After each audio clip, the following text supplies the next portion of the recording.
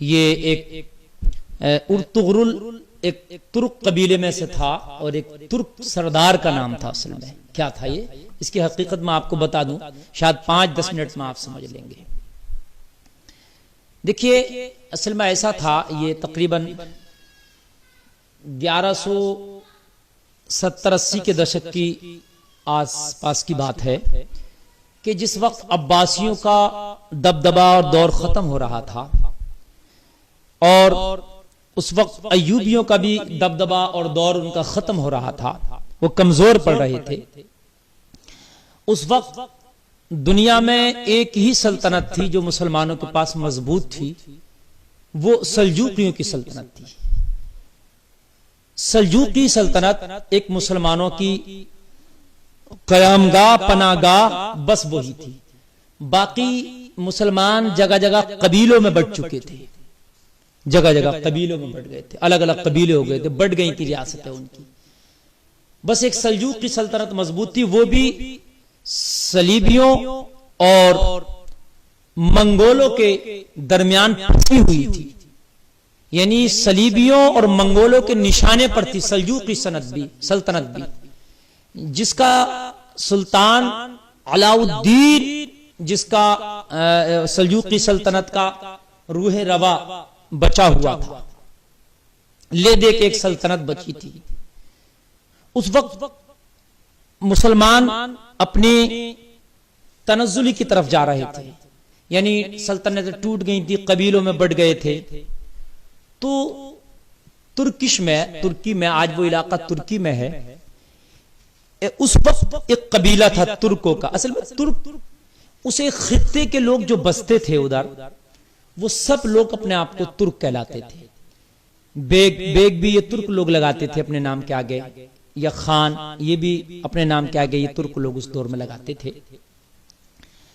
اور ان کی لڑکیاں خانم لگاتی تھیں، اور بیگ مرد لگاتے تھے، بی جو تھی وہ ان کی لڑکیاں لگاتی تھیں. سردار کے معنی کا لفظ، خان کے معنی بھی سردار اور محافظ کے آتے ہیں، اور بیگ کے معنی بھی سردار و بادشاہ کے آتے ہیں.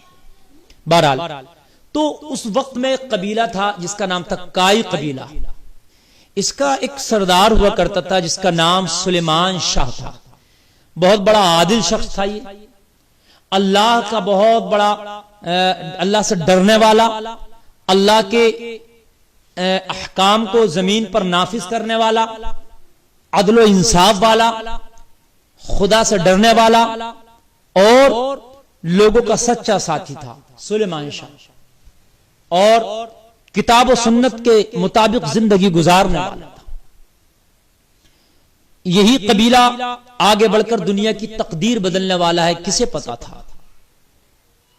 اسی قبیلے کے اندر یہ پروان چڑھتا رہا، ہلکی پھلکی ہجرتیں بھی ہوئیں اس قبیلے کی، لیکن سلیمان شاہ کی مخالفتیں بھی بہت کی اور بہت مصیبتوں کا سامنا بھی کرنا پڑا، لیکن وہ شخص مرد مجاہد کی طرح کھڑا رہا.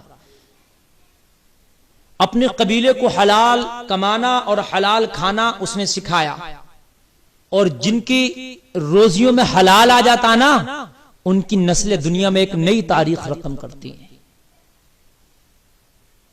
اپنے انتقال کے موقع پر بھی جب دیکھا گیا نا تو چند ہتھیار ہی تھے اس کے جو اس کے ورثے میں تھے، باقی اس کے ورثے میں کچھ نہ بچا تھا. اس کے بعد کسی دریا میں اس کی ڈوب کر انتقال ہو گیا، اور اس نے اپنے کئی بیٹے چھوڑے تھے.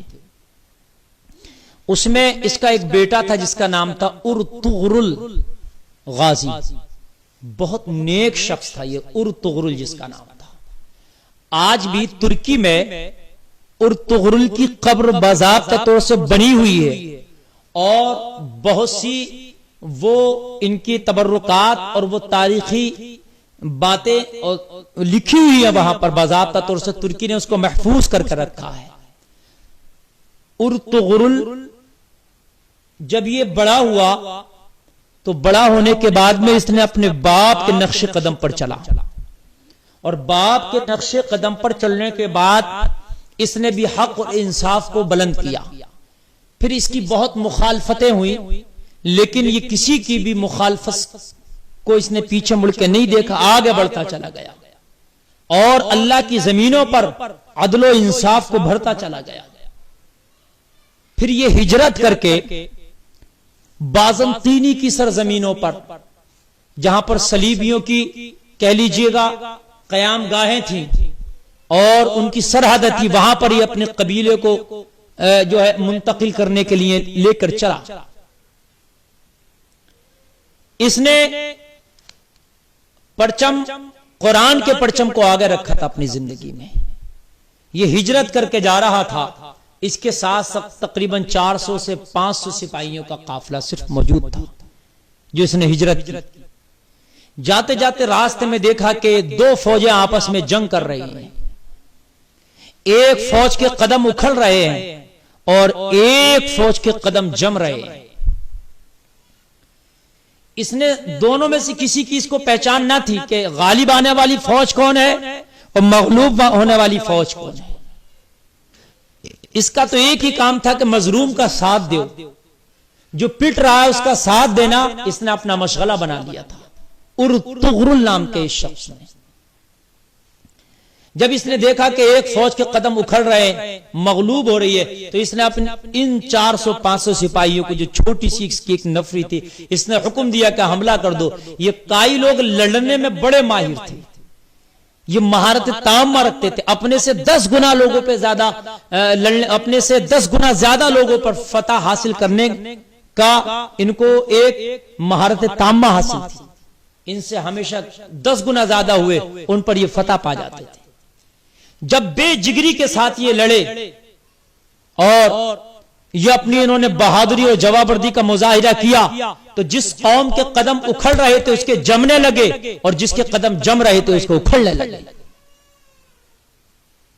جنگ کا نقشہ بدل گیا، پاشا پلٹ گیا اور آخرکار جو ہار رہی تھی اس کو فتح حاصل ہو گئی اس فوج کو، اور جو جیت رہی تھی اس کو اس کے حصے میں ہار آ گئی. جب پتا چلا تو پتہ یہ لگا کہ جو فوج جس کی مدد اس ارطغرل نے کی اپنے 400-500 گھڑ سواروں کے ساتھ، وہ سلجوقی سلطنت کی فوج، سلطان علاء الدین کی فوج تھی جو ہار رہی تھی، جس کے قدم اکھڑ رہے تھے، اور جو جیت رہی تھی وہ منگولوں کی فوج تھی. جب سلطان کی فوج کا اس نے مدد کی اور سلطان کی فوج کے قدم جمے، وہ جیتی، تو سلطان کے سامنے اور اس کی بارگاہ میں ارطغرل کی قدر بہت بڑھ گئی. پھر تو اس نے قلعوں پہ قلعے فتح کرنا شروع کر دیے. پھر تو اس نے اتنے قلعے فتح کیے، اتنے قلعے فتح کیے، اتنے قلعے فتح کیے کہ پھر اس کی نسلوں میں اس کا ایک بیٹا ہوا جس کا نام تھا عثمان غازی. اس عثمان نے پھر اپنے بابا کے مشن کو آگے بڑھایا اور آگے بڑھاتے بڑھاتے 3 بر اعظموں پر اسلامی حکومت کا پرچم لہرا گیا، اور اس اسلامی حکومت کو نام دیا سلطنت عثمانیہ. خلافت عثمانیہ بھی اسی کو کہا جاتا ہے. یعنی یہ جو ارطغرل کا بیٹا عثمان غازی تھا، اس کے نام پر نام پڑا سلطنت عثمانیہ یا خلافت عثمانیہ. یہ تقریباً 1923 تک چلتی رہی، یعنی تقریباً 650 سال تک یہ دنیا میں مضبوطی کے ساتھ خلافت عثمانیہ قائم رہی. انہوں نے ہر محاذ پر قائم کیا، اللہ کی زمینوں کو انہوں نے عدل و انصاف سے بھر دیا، انہوں نے اللہ کی زمینوں کو قرآن کے پیغام اور احکامات سے بھر دیا. اللہ اکبر. اور آج بھی مصر کے میوزیم میں جا کر کے دیکھو، وہ کلہاڑا ایک شخص تھا جس کا نام تھا ارطغد غازی، جو اس کے ساتھ لڑتا تھا، ارطغرل کے ساتھ جو لڑا، وہ تقریباً 125 سال کی انہوں نے عمر پائی. بہت نیک تھے، بہت نیک، ولی الصفت شخص، بہت بہادر ترکوں میں ان کا شمار ہوتا. ہمیشہ کلہاڑے سے لڑتے تھے. آج بھی ترکی کے میوزیم میں وہ کلہاڑا ان کا موجود ہے، اور اس پر کائی کی مہر لگی ہوئی ہے. کائی کی مہر، وہ آئی پھر وائی پھر آئی، اس طریقے سے ڈبل آئی بیچ میں وائی، اس طریقے سے ان کی ایک مہر، نشان و شناخت ہے ان کے قبیلے میں.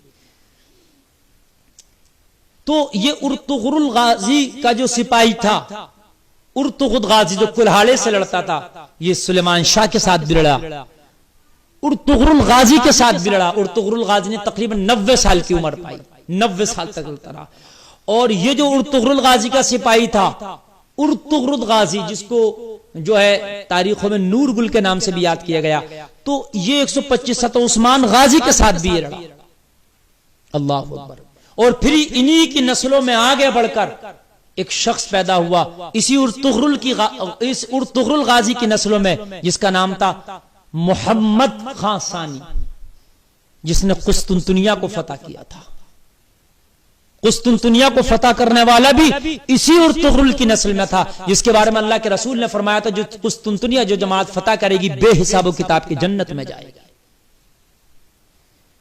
ان لوگوں نے اپنی پرمپراؤں کو اور انہوں نے اپنی تاریخ کو اور انہوں نے اپنے مذہب کو مضبوطی کے ساتھ پکڑا، تو اللہ نے ایسی ان کو کامیابی دی، ایسی کامیابی دی کہ 3 بر اعظموں پر ان کی حکومت تھی، سلطنت عثمانیہ چلتی تھی، یورپ، ایشیا اور افریقہ۔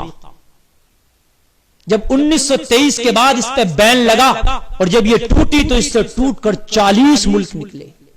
حجاز مقدس پر بھی انہی کی حکومت تھی۔ حرمین شریفین کی میزبانی بھی یہی کرتے تھے، اور بڑے مؤدب لوگ تھے۔ یہ ٹناٹن سنی لوگ تھے، کٹر سنی لوگ، نبی کے سچے عاشق۔ آج بھی خانہ کعبہ کے غلاف کو پکڑ کے رو رو کے دعائیں کرتے ہیں، مولا وہ میزبانی ہمیں پھر عطا کر دے جو 1923 تک ہمارے ہاتھوں میں تھی، ہم سے کیا خطا ہو گئی کہ وہ میزبانی تو نے ہم سے واپس لے لی، مولا وہ میزبانی ایک بار سے پھر ہمیں عطا کر دے۔ آج بھی ترکی کے لوگ آتے ہیں، ان کے جتھے غلاف کعبہ کو پکڑ پکڑ کے دعائیں کرتے ہیں، رو رو کے دعائیں کرتے ہیں، یا اللہ آج پھر ہمیں حرمین شریفین کی میزبانی عطا کر دے۔ اسی لیے سعودیہ کے ان کے خلاف ہے آج، یہ سعودیہ کے شیخ اور یہ متوع یہ خلاف ہیں، اس لیے کہ یہ پکے عاشق رسول تھے۔ ارے اب تک مدینہ شریف سے ترکی کو ٹرین کی پٹری باضابطہ طور سے بچھی ہوئی ابھی تک موجود ہے، وہ ٹرین چلتی تھی، اس کے انجن پہ لکھا ہوا تھا الصلاۃ والسلام علیک یا رسول اللہ۔ جب نبی کریم صلی اللہ علیہ وسلم کا نام آتا ہے تو اپنے سینے پہ محبت سے ہاتھ رکھ لیتے ہیں ادب کے لیے۔ اللہ میں تو دعا کرتا ہوں ایسے عشاق رسول کے ہاتھوں میں پھر میرا مولا حرمین شریفین کی پھر میزبانی عطا کر دے انہیں، تاکہ یہ لوگوں کے دلوں سے نبی کا عشق چھیننے کی کوشش نہ کریں، پھر جو وہاں کے میزبان ہوں وہ لوگوں کے دلوں میں نبی کا عشق بھرنے کی کوشش کریں۔ اس کا نام بھی حجاز مقدس تھا، لیکن آج اس کو سعودی عربیہ کہا جاتا ہے، اس لیے کہ آل سعود کے نام پر اس کو رکھا گیا۔